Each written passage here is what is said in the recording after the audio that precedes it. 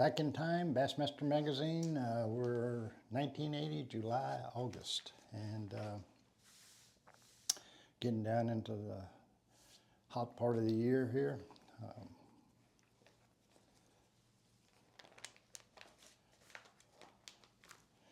Okay, what am I looking at here? I mark them for a reason. That's that big old bait that Shorty won that tournament on there. Shorty again when he won in Kentucky Lake. But he throws those, and he's throwing those big mag red fins. That's not a little 6-inch red fin. That's one that's about that long. And again, here's they're testing line sizes. You know. Distance of hook set, force generated, and then they're seeing what they break at. Then they're testing knots. You know, what's a better knot? You know, Palomar, improved clinch. I personally throw the improved clinch. Always have. The only time now I would use a Palomar is on braid because the clinch for some reason doesn't work on braid very well. So and again, this is just things you'll need to learn. When you find the ones that work for you, then stick with them. Don't keep changing.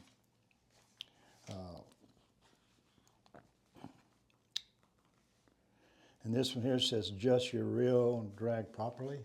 I can tell you that easy. You tighten it as far down as it'll go on a casting reel. So again, I'm a power angler. I do not allow the fish any control.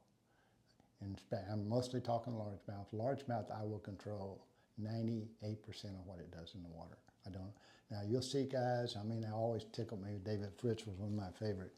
He would run around the boat about 5 times because he used 10 and 12 pound test line when he was cranking. I did not. I rarely used under 14 pound mono, and most of the time 17. I'm controlling him. There's only one. I mean, I don't even let him jump. Okay, with largemouth, you imagine, okay, when I'm reeling him, and here's the other thing, here's number one of the number one causes of losing fish. Here's the reel, I'm reeling, is when you stop reeling. A lot of guys stop and pull and then reel back down, stop and pull.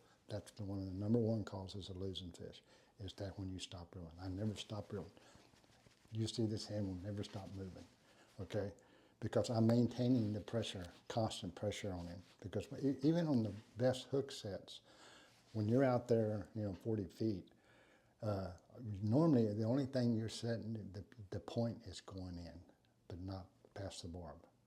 I mean, I can prove this over and over by letting guys in the audience hold the lure and I set the hook as hard as I can. If you don't let that lure move, it's not going to hook you. Now, if it moves, point will go in, but rarely does the barb go in. What gets the barb to go in is this continued motion and pressure of you, and you keep your rod tip low. Why? Because you're encouraging him to jump if you keep the rod tip high. And I don't want him to jump, so I want to keep the rod tip low because not only does that increases the amount of water pressure that's on him. If he's in 2 foot of water and you've got the rod tip high and you pull him to the surface, you have no water tension at all. The only way in shallow water you have water tension is to keep the rod low where you're reeling him parallel to the water. So this is just little thing. And so I don't want my drag slipping. And when he starts to jump, in other words, I know when he's coming, here's the surface, and here's the fish, he's fighting, coming up to the surface. Okay, now, while he's coming up to the surface, I'm reeling toward him. I'm reaching out here like this. Because when his nose hits the surface, I'm going to do a medium-sized pull. So when he comes up, instead of being able to jump, I slap him over on the surface. Now, the one fish that does make a fool out of me with that is the smallmouth. When I first started trying to do it with smallmouth, okay, he's coming to the surface. I'm going to pull. He'd already be 3 feet in the air. They're so fast. So this, again, I just want to emphasize, what I'm talking about here is a largemouth, and I don't want any real drags. I don't want any slippage. And here's a little trivia question too. If you're going on long trips and you get to the lake, I mean, I'm talking about full day, maybe 2-day trips. The one thing that will loosen your drag is highway vibration in your rod blocker. can't tell you how many times I'll get on a long trip and I'll get a rod, and it's in practice, thank goodness. I'll set the hook and go, zzz.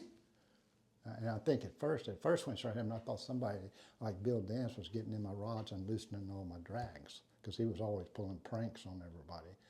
But it wasn't. It was the highway vibration was loosening the drags on the reel. So I always get, after a trip, I'll check my drags, make sure, because I'm controlling the fish. That's my style. Now, I'm not saying do it if that's not your style. Because if you're using, you know, lighter line and other stuff, sometimes you have to create your own style.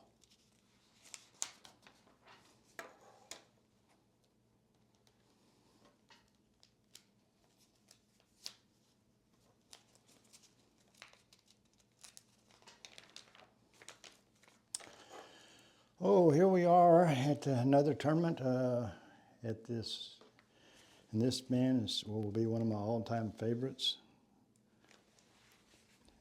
It's Guido Hibden, and he won the tournament. We were in Missouri, and he he lives in Missouri. He was a true wild man. I mean, he represents everything that a mountain man would represent. He lived off the land. You would never look at him and say, hey, he's rich, he made a ton of money, but he didn't have to. He fed his family, he put a roof over their table, he taught his sons how to do the same thing, and he's just an amazing, amazing individual. The man died here 2 or 3 years back, and he beat death at least 3 other times before that. He refused to die. I had so much admiration for him, and I know he fought in an incredible battle when it finally got him. But I miss you, Guido, and this was, again, another of our tournaments in the 1980 year, trying to get us qualified for the Classic again.